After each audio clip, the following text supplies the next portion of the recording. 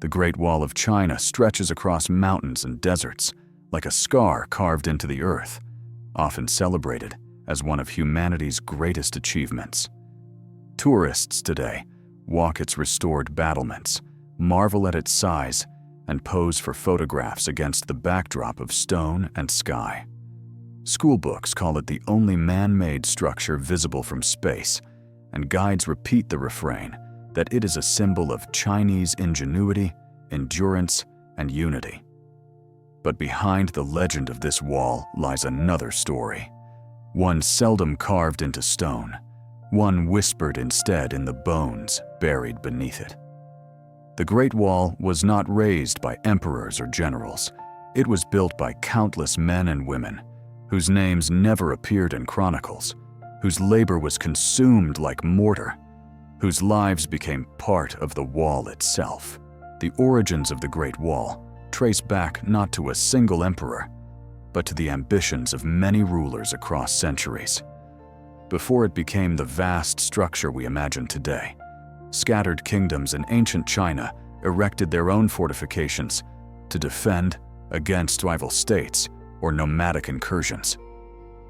It was Qin Shi Huang, the first emperor, who famously unified some of these walls into a single project in the 3rd century BCE. To his ministers, it was a military necessity, a barrier against the Xiongnu tribes who threatened China's northern frontier. To the emperor himself, it was also propaganda in stone, a visible proclamation of unity, power, and divine mandate.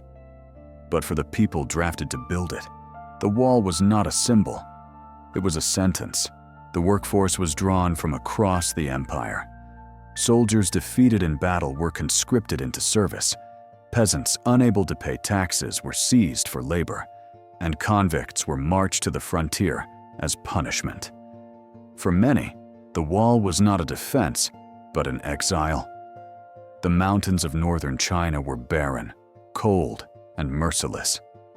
Workers were sent there with little more than tools and rations, told to move earth and stone until a wall rose from the landscape. The empire called it service. The people knew it as suffering. Conditions on the wall were brutal. Laborers dug foundations, dragged massive stones, and packed earth into rammed walls under the unrelenting sun or in biting winter winds. The terrain itself was an enemy. Steep cliffs, shifting sands, and frozen soil resisted every blow of the shovel. Food was scarce, water sometimes poisoned by stagnation, and disease spread quickly in crowded camps. Overseers demanded progress, punishing those who faltered. Whips enforced order as much as any imperial decree. Exhaustion was not a risk, but a certainty. Death was frequent, and graves were shallow. In many places, the dead were buried beneath or even within the wall itself. Legends claim the wall is held together not only by stone and tamped earth, but by the bones of the countless workers entombed within it. While that claim is symbolic more than literal, it captures the truth. The wall consumed lives. The irony is sharp. While emperors claimed the wall as proof of their might, it was also proof of their fear. The grandeur of the wall concealed the fragility of the state that required it. A ruler secure in his people's loyalty does not need to draft them by force to build fortifications. A ruler confident in his future does not need to bury his subjects beneath stone to secure it. The wall was thus not only a defense against enemies beyond, it was also a declaration of control over subjects within. By conscripting workers and pushing them to exhaustion, emperors reminded their people of the cost of disobedience. Life in the workers' camps left its traces. Archaeological discoveries reveal not only the stones of the wall, but the ruins of the barracks, kitchens, and graves that supported it. Animal bones show that meager rations of millet and occasional meat sustained the laborers. Pottery shards suggest beer or fermented drinks were issued to dull exhaustion. Human remains show arthritis, broken bones, and malnutrition, stark evidence of bodies worn down by unrelenting labor. These fragments testify to a truth absent from official inscriptions. The wall was not only built on sacrifice, it was built on exploitation. And yet, the workers were not entirely silent. In remote outposts, traces of graffiti appear, names scratched into stones, prayers etched into pottery, small marks of presence in a world designed to erase them. Like whispers against the roar of history, they say, "We were here." Their names are rarely recorded in chronicles, but their hands shaped the wall that emperors claimed as their own. The Great Wall, often imagined as a single seamless barrier, was in fact a patchwork of constructions across centuries. Dynasties repaired, rebuilt, and extended it according to their needs. The Han Dynasty fortified it with garrisons to secure trade routes, linking it to the growing Silk Road. The Ming Dynasty, centuries later, built much of what tourists see today, reinforcing it with brick and stone, raising watchtowers that still stand against the horizon. But every dynasty, no matter its tools or techniques, returned to the same method: mass mobilization of labor. Dynasty after dynasty, the wall repeated the same story. Emperors praised for their vision, workers forgotten in dust. Even its failures revealed the satire of empire. The wall was not impenetrable. Nomadic horsemen found ways around it, bribed garrisons, or stormed weak points. Enemies who were supposed to be repelled often ended up inside the empire despite its towering walls. But the wall succeeded in something else. It created an illusion. To the people, it was a sign that their rulers were strong. To foreign visitors, it was a message that China was eternal. The wall's power lay less in its defense than in its symbolism. And symbols, unlike soldiers, do not need to eat. This is why the Great Wall endures as both marvel and tragedy. It is a marvel because it stretches across thousands of miles, a feat of engineering and human coordination that remains visible even in ruins.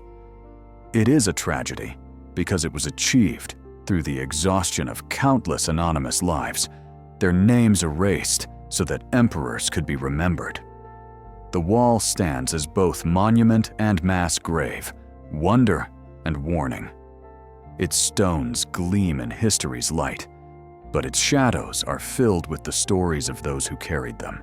When we imagine the wall rising across deserts and mountains, it is tempting to see it only as architecture, as geometry turned into stone. But the truth is that it was also a machine of ideology. The wall was not only built for defense, it was built to be seen. To peasants in distant villages, hearing tales of its immensity, it confirmed that the emperor's reach extended even to the edge of the world. To foreign envoys and merchants arriving from the north, it declared that China was a civilization of order, discipline, and permanence. It was propaganda as much as it was protection, a stage set upon the earth to broadcast power. The paradox, of course, is that this propaganda was fueled by the suffering of those it silenced. The wall shouted of strength, while its foundations whispered of pain. The very design of the wall reinforced this illusion. Watchtowers punctuated the ridges at regular intervals, not only as military vantage points, but also as visual markers of control. Beacon towers could send signals of smoke by day and fire by night, creating the impression of instant communication across impossible distances. Yet each tower required its own garrison, its own supplies, its own workers to keep it functional. What looks to us like unbroken stone was in fact a chain of human lives stretched thin across a harsh frontier. Soldiers stationed at these posts often lived in isolation, enduring loneliness and hunger as much as raids and skirmishes. For them, the wall was not a wonder, but a prison. It is striking that much of what we celebrate today as Chinese ingenuity was made possible through what we might call organized desperation. The Qin dynasty, for example, did not merely conscript peasants. It also sent prisoners and political dissenters to the frontier. Those who opposed the first emperor's policies, scholars who criticized, rebels who resisted, criminals who disobeyed, were condemned to vanish into the machine of the wall. In this sense, the wall was both fortress and gulag, both military defense and political punishment. To be sent to the wall was to be erased, not in memory perhaps, but in body and labor. One could argue that the wall's stones are not only the remnants of human effort, but also the burial of human descent. Later dynasties refined the system, but rarely softened it. The Han dynasty, while expanding the empire's wealth through Silk Road trade, simultaneously expanded the reach of the wall. Farmers were relocated to borderlands to support garrisons, families uprooted from fertile valleys, and forced into harsh lands where survival was uncertain. The Ming dynasty, whose walls are best preserved today, relied on sophisticated logistics: bricks baked in kilns, stone quarried from mountains, supplies carried across vast distances. But the sophistication of logistics did not erase the brutality of labor. Workers in the Ming era still suffered broken bones, disease, and exhaustion. Records even speak of whole villages conscripted en masse, leaving behind barren farmlands, while men, women, and even teenagers were sent to contribute to the wall. The suffering was not an accident. It was the cost built into the system. The scale of this cost is difficult to measure, but estimates suggest that hundreds of thousands, if not millions, labored on the wall over the centuries. Many of them died. Chinese folklore still speaks of the crying of Meng Jiangnu, the story of a woman whose husband was drafted to build the wall and never returned. When she sought his body, her weeping was said to bring down a section of the wall itself. This legend, whether fact or fiction, captures a truth that official chronicles omit. The wall was not only a symbol of national unity, but also of personal grief. For every emperor who carved his name into stone, there were countless families who lost fathers, sons, and brothers to a project that promised them nothing in return. What is most haunting about this system is how effectively it erased the individuals who sustained it. Inscriptions at the wall commemorate emperors, generals, and overseers, but not the common laborers. Names vanish into categories: soldiers, peasants, convicts. Their individuality was absorbed into the collective effort, their existence recognized only in the endurance of the wall itself. This erasure was deliberate. By leaving no names, no personal records, the state ensured that the memory of the wall would belong to rulers, not to workers. And yet, paradoxically, it is the workers who ensured its survival. Stones do not move themselves. Mortar does not mix itself. It was human strength, unrecorded and uncelebrated, that made the monument endure. Archaeology has begun to restore some of these forgotten voices. Excavations near remote stretches of the wall have uncovered not only stone battlements, but also the remains of tools, shoes, pottery, and even scraps of written notes left by soldiers and laborers. One discovery included slips of bamboo inscribed with requests for food or reports of illness, bureaucratic fragments that reveal the daily grind of life at the frontier. These notes, while mundane, are profound. They remind us that behind the abstraction of the wall were people who were hungry, cold, and tired, people who longed to return home. Their words are faint, but they pierce the silence left by official histories. The Great Wall also demonstrates how empires transform necessity into ideology. On one level, it was a defense against raids. On another, it was a stage for demonstrating cosmic order. The wall was aligned with mountains and rivers, woven into the landscape like a seam, stitching heaven and earth. Its very existence was cast as proof of harmony, of the emperor's ability to impose order on chaos. To the people, this was more than stone. It was a story, and stories are powerful. Workers who doubted may still have been persuaded, however briefly, that their suffering served a higher purpose. Even the most oppressive systems endure when they succeed at disguising exploitation as destiny. Yet cracks appeared in this ideology, just as cracks appeared in the wall itself. Records of rebellion, escape, and desertion surface across Chinese history. In times of famine or war, workers fled their posts, soldiers abandoned garrisons, and local uprisings targeted the state's demands. These acts of resistance were often erased from official histories, dismissed as anomalies or treason. But they remind us of a truth that monuments try to hide. No system of forced labor is absolute. Even beneath the shadow of the wall, humanity found ways to resist, whether through flight, sabotage, or the simple act of survival. The wall's greatest irony is that, despite its scale, it was never entirely effective at what it was built to do. Nomadic tribes adapted, finding ways around or through.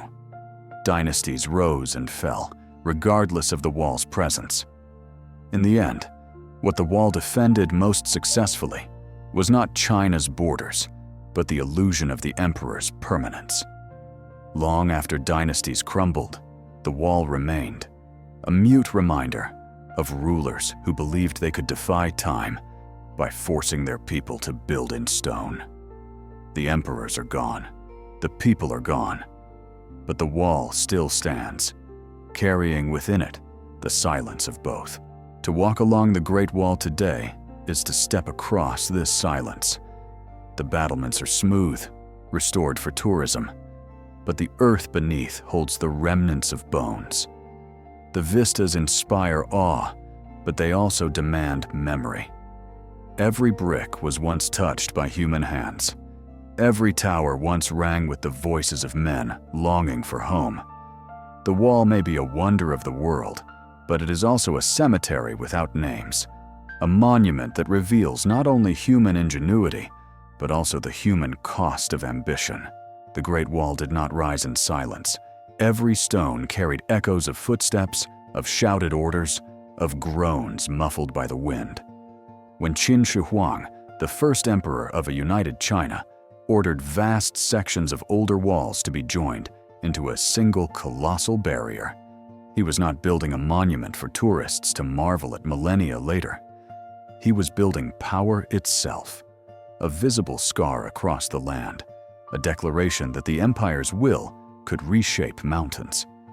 But this declaration came at a cost that emperors did not record, and court historians seldom admitted.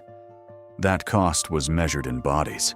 Historical accounts whisper that hundreds of thousands, some say over 1 million, were conscripted to work on the wall.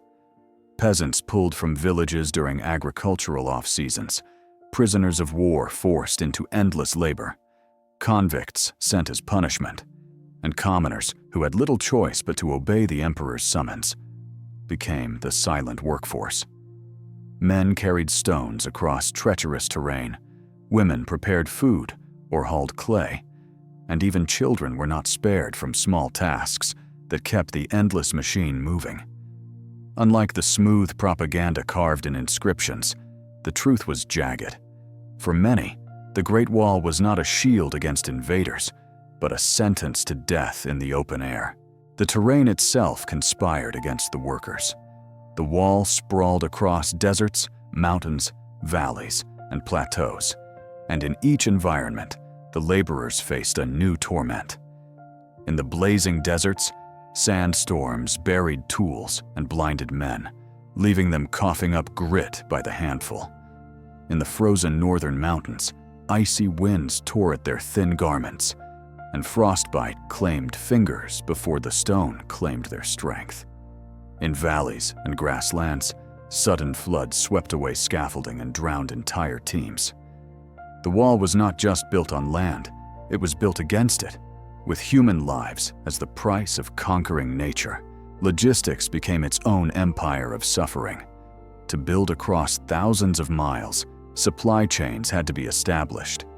Food caravans trudged across barren terrain, carrying sacks of millet, beans, and salt.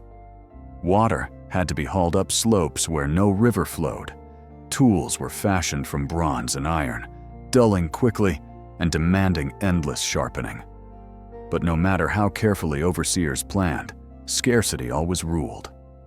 Archaeological remains suggest that many workers survived on little more than millet gruel and weak tea, their bodies slowly breaking down under conditions that required immense strength.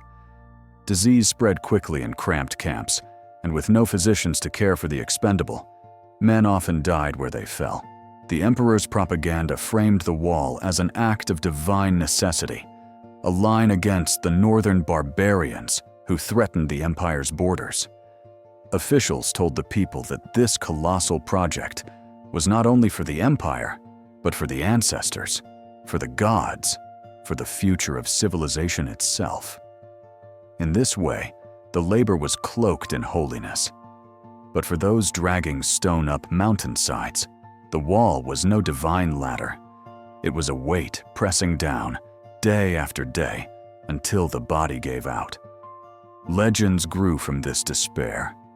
Folk stories tell of families shattered by conscription, of wives left behind to farm alone, of villages stripped of men.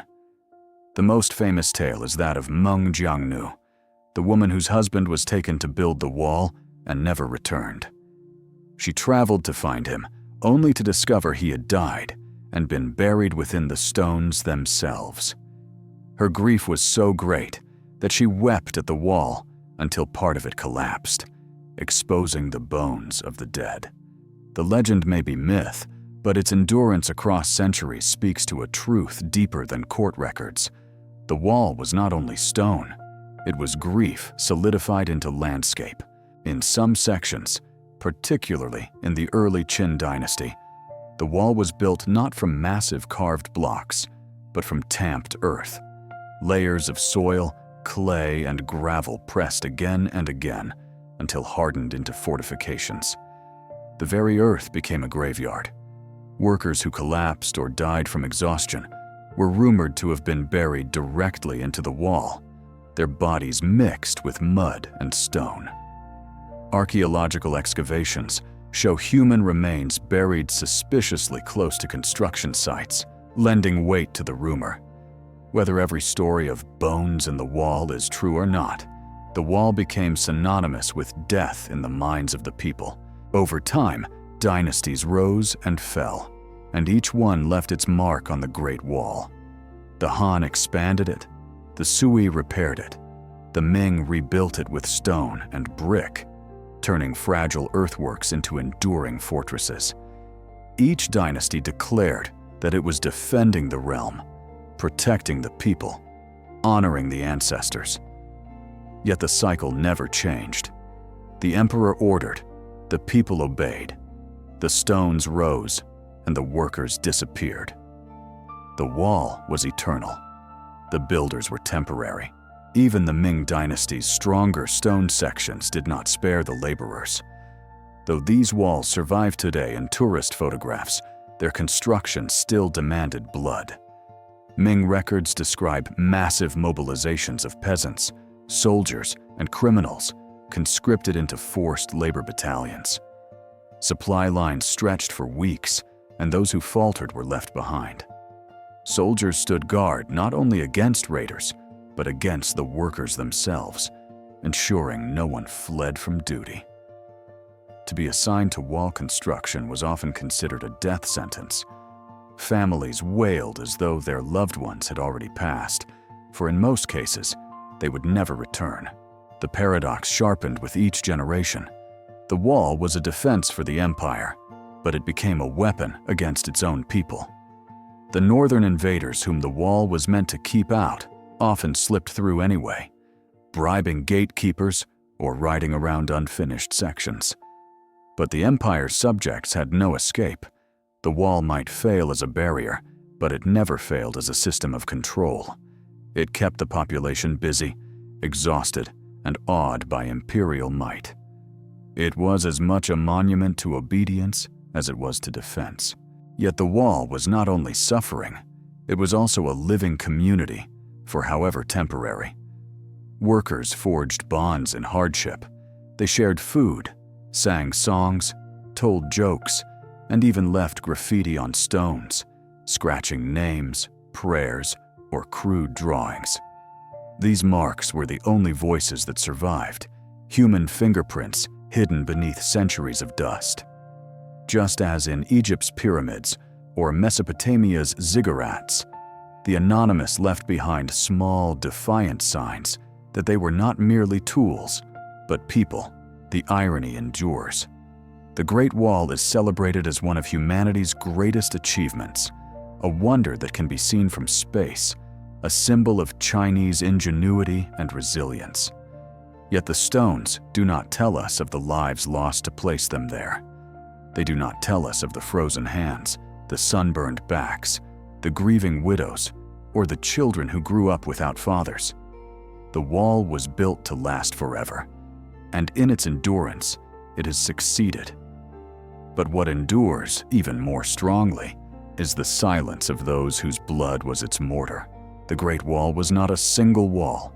It was thousands of walls, rebuilt, extended, abandoned, and resurrected over centuries.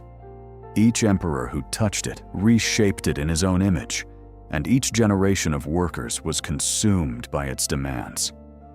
What remains today, photographed by millions of tourists, is only a fragment of that shifting labyrinth.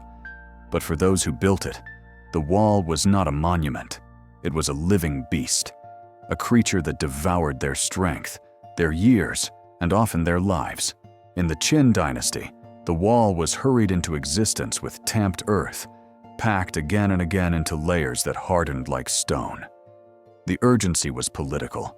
Qin Shi Huang had unified China by force and wanted to seal that victory with a line of power visible across the land. The work was rushed, brutal, and unforgiving. Men dragged baskets of soil up slopes, tamping until their hands bled, while overseers struck whips to keep rhythm. Soldiers stood by, not to defend against nomads, but to defend against deserters. The wall's first incarnation was as much a prison for the workers as a defense for the empire. In the Han dynasty, the wall expanded deep into the deserts. Here, it was not stone or clay, but reeds, gravel, and sand bound together into makeshift fortifications. The desert was merciless. Workers died of thirst before enemies could ever reach them. Bones littered the sand where supply lines failed. The emperor's ambitions stretched farther than his ability to care for those tasked with fulfilling them, and in this way, the wall became a graveyard hidden under dunes. Yet to the court, the wall was a triumph, a shining example of imperial vision pushing into the frontier. The Sui and Tang dynasties inherited the legacy, but often struggled with the same paradox. The wall was too vast to maintain, too heavy for the state to carry indefinitely. At times, it crumbled, abandoned to weeds and storms. At other times, it was repaired, each emperor hoping to leave his mark on the eternal project. For the peasants, this meant endless cycles of conscription, rebuilding the same ruined structures again and again, like Sisyphus pushing his boulder. Every collapse of a section meant not just falling stones, but more summons, more forced marches, more lives thrown into the machine. Then came the Ming dynasty, which transformed the wall into the icon we know today. Stone, brick, mortar, watchtowers, and battlements turned fragile earth into lasting architecture. This version of the wall was built to endure, and endure it has. But the cost was staggering. The Ming emperors conscripted hundreds of thousands of peasants and soldiers, dragging them to the frontiers to carve, haul, and stack stone. Records describe entire provinces stripped of men, villages left to be tended by women and children, while their husbands and fathers labored hundreds of miles away. The Ming Wall was stronger, taller, and more imposing, but it was also more deadly for those who built it. The wall's defensive function was always entangled with its symbolic role. It was meant to project the strength of the dynasty, to remind citizens and enemies alike that China was eternal and unconquerable. Watchtowers lined the horizon like exclamation marks of imperial will. But for the builders, each tower was another climb up steep scaffolding, another rope cutting into hands, another stone that might slip and crush a man beneath it. To gaze at the wall from afar was to see strength. To stand upon it during construction was to see suffering. Folk memory captured what official histories ignored. For every emperor praised as a builder of the wall, there were stories of peasants cursing his name, legends of ghosts haunting the battlements, of spirits wailing through cracks in the stone, of widows wandering the frontier in search of lost husbands. These became the people's true history, carried in whispers when the court silenced dissent. The wall became not just a structure of defense, but of haunting, a reminder that the land itself had absorbed the grief of generations. And yet, despite the brutality, the wall was never entirely a story of silence. Graffiti carved into stones, fragments of poems, and prayers scribbled on slips of paper stuffed into cracks reveal that the workers left behind traces of themselves. They mocked overseers, gave names to their teams, begged ancestors for protection. Even as the wall sought to erase their individuality, they carved their voices into it. The irony is cruel. The wall survives as a monument to imperial ambition, but also as a palimpsest of ordinary defiance, too small to erase, too human to vanish. The wall was also an ecosystem, drawing in entire families. Women often followed conscripted husbands, setting up makeshift homes near camps, baking bread, brewing millet beer, weaving clothes, raising children under the shadow of stone. Children grew up watching their fathers drag blocks, their mothers carry water, their brothers and sisters crushed under burdens too large for their age. In this way, the wall was not only built by men, it was built by families who had no choice but to orbit around its endless hunger. When dynasties fell, the wall did not fall with them. It remained, indifferent to who ruled, indifferent to who died building it. The stones kept their silence, weathering storms, outlasting the names of emperors and workers alike. For the rulers, this silence was victory, proof that their monuments endured. But for the forgotten builders, silence was erasure. Their graves, if they had them at all, crumbled faster than the battlements. Their names were never recorded, their lives folded into anonymity. The wall became eternal, but its eternity was purchased by the disappearance of countless souls, and so the paradox sharpened across the centuries. The wall was celebrated as strength, but it was built on weakness. It was praised as defense, but it consumed its own defenders. It was hailed as eternal, but it erased the very people who made eternity possible. In this way, the Great Wall of China was not only a monument of stone, it was a monument of silence, one that continues to echo louder the longer we refuse to listen to the voices buried beneath it. The wall was never just about stone, it was about control. Dynasties did not simply use it to keep enemies out, they used it to keep subjects in. By pulling peasants into long campaigns of forced labor, emperors drained energy from potential uprisings and redirected it into a cause that seemed too sacred to resist. The wall became a tool of discipline, a constant reminder that imperial power could shape not just land, but human lives. To walk along its battlements today is to walk across centuries of obedience, obedience that was demanded, extracted, and rarely given freely. And yet, obedience was never perfect. Stories survived of deserters who fled into forests or deserts, hoping to escape the endless cycle of construction. Some were hunted down, punished as examples, their bodies left hanging from scaffolds as warnings to others. Others vanished into folk legend, remembered as rebels who defied the emperor's command. These fragments of resistance rarely made it into official histories, but they lived on in songs, tales, and ghost stories. Whispers that the wall could not fully silence. The wall also absorbed contradictions of wealth and poverty. For emperors, it was a symbol of glory, proof that the state could marshal resources across vast distances. For peasants, it was theft, stealing labor from fields that might have fed families, demanding grain for workers when villages already starved. For officials, it was an opportunity for corruption, inflating costs, and pocketing supplies while the laborers went hungry. The wall became not only a defense line, but also a ledger of exploitation, one where every stone was counted in both silver and suffering. Over time, the wall outlived its original purpose. Nomadic invasions shifted, empires rose and fell, borders changed, yet the wall remained. Its usefulness as defense waned, but its usefulness as myth grew stronger. Later dynasties used it as a backdrop for patriotic pride, even as it crumbled. Poets wrote verses about its grandeur, turning the pain of its builders into metaphors for endurance and unity. The wall stopped being a shield and became a stage, projecting whatever meaning the rulers of the moment needed it to have. But memory does not forget so easily.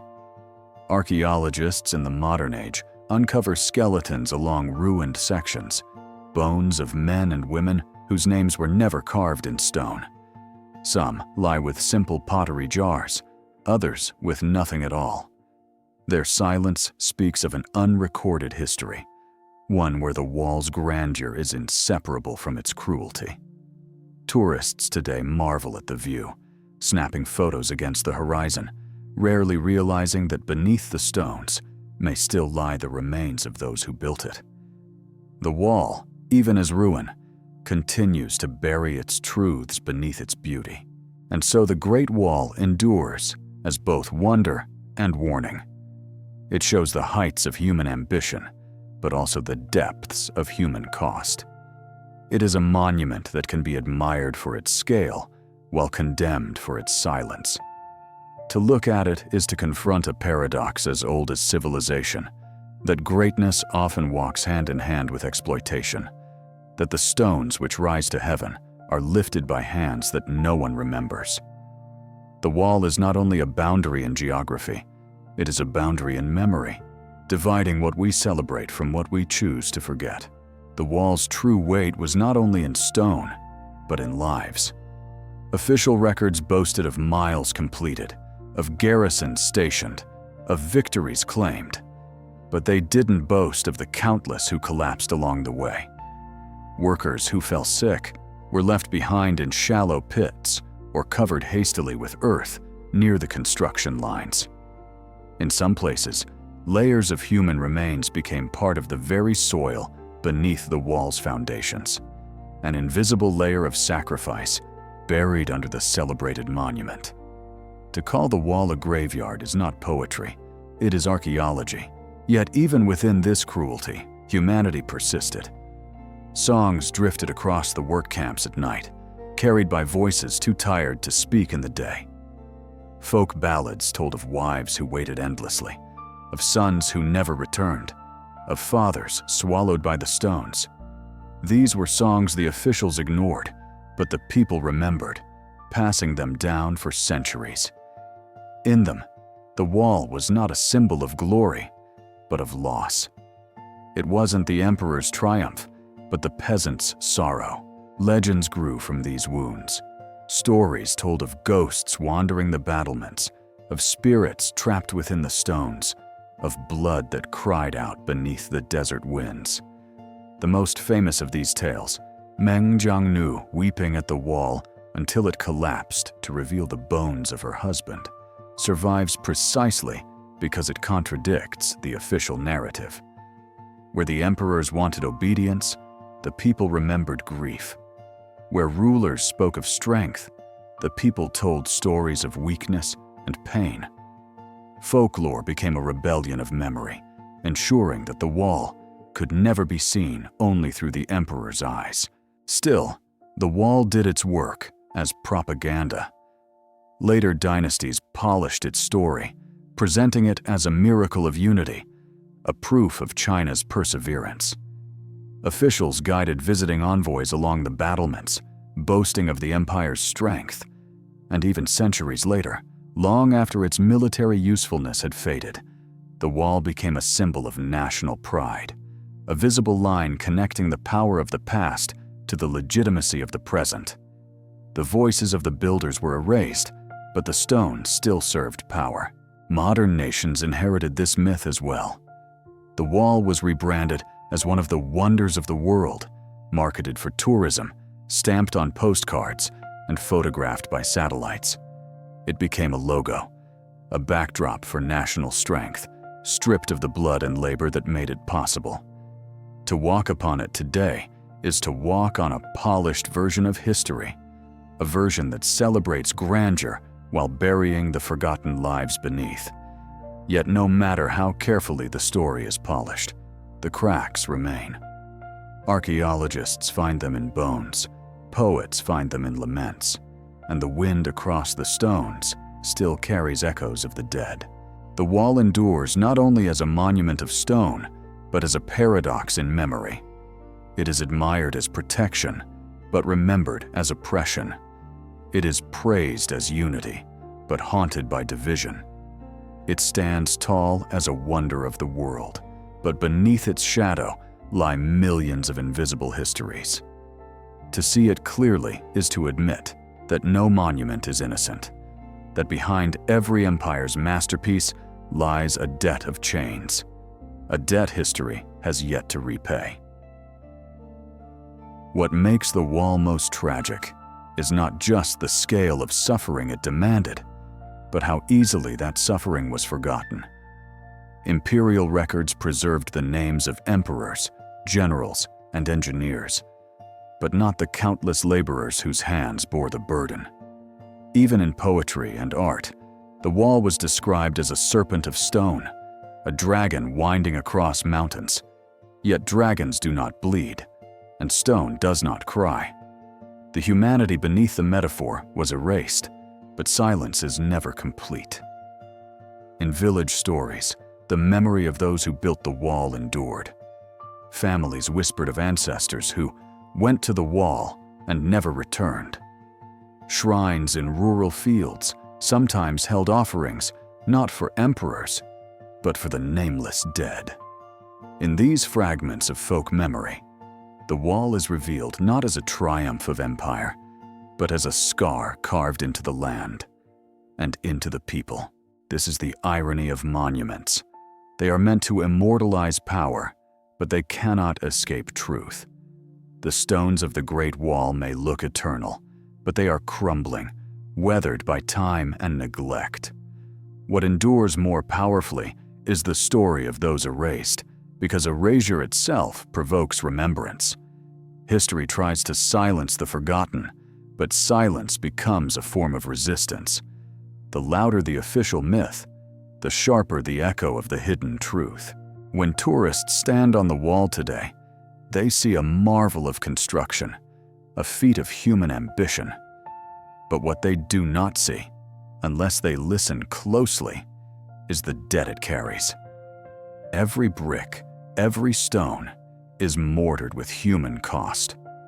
To admire the wall without remembering the lives beneath it is to admire a mask while ignoring the face it conceals.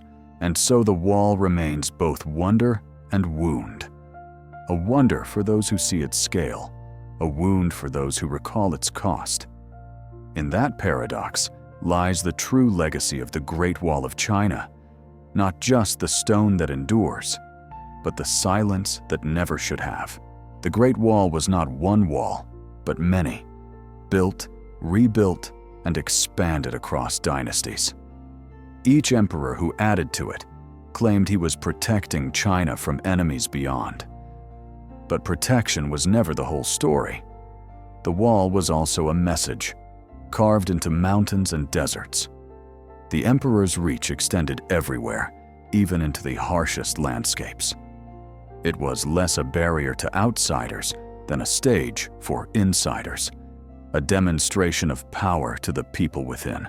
In this sense, the wall was not just military architecture, but political propaganda.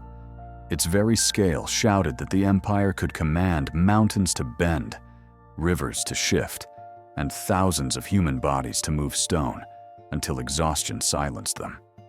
The wall was the emperor's voice in stone, and every brick was an order fulfilled. Every tower a reminder that no subject was beyond the gaze of authority. Yet the same stones that were meant to terrify and impress have become a different kind of monument.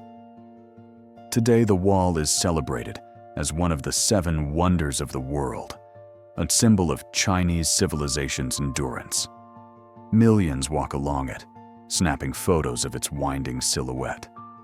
But in that celebration, the lives of those who carried the stones are often ignored. The wall's strength rests not only on rock, but on bones buried beneath it. This is the bitter paradox. The wall was built to outlast memory, and in some ways it has. The emperors are gone, the dynasty's dust, but the wall still stands. And yet, it has not erased the truth. For every stone that rises above the horizon, there are countless forgotten lives that remind us that endurance is never free. The Great Wall remains one of humanity's most breathtaking monuments, stretching like a dragon across deserts, valleys, and mountains. It is hailed as a triumph of determination and vision, a structure so vast it can be seen from space. Yet its true legacy is far heavier than stone. It was built not only by emperors' orders, but by the sweat, blood, and broken lives of countless workers who never chose to be part of its story. For every brick carried, there was a back bent. For every tower raised, there was a hand blistered. For every mile completed, there was a life cut short and buried in silence. The wall, celebrated as a wonder, is also a tomb for the forgotten, the peasants, soldiers, prisoners, and conscripts whose names were never written in history. Their graves are unmarked, yet their sacrifice is carved into every stone. The irony is sharp. What was once intended as a barrier to protect an empire has become a bridge to memory, a reminder that greatness often hides suffering. The wall endures not only as a symbol of strength, but as a monument to the invisible, those who carried the empire on their shoulders while being erased from its chronicles. To walk along the Great Wall today is to walk not only through history, but through echoes of voices that were silenced. And perhaps that is the truest lesson it offers, that every monument has 2 sides, the glory of rulers and the cost borne by the ruled. The wall's stones still stand, but beneath them lies the real foundation, the forgotten lives that gave everything and received nothing in return.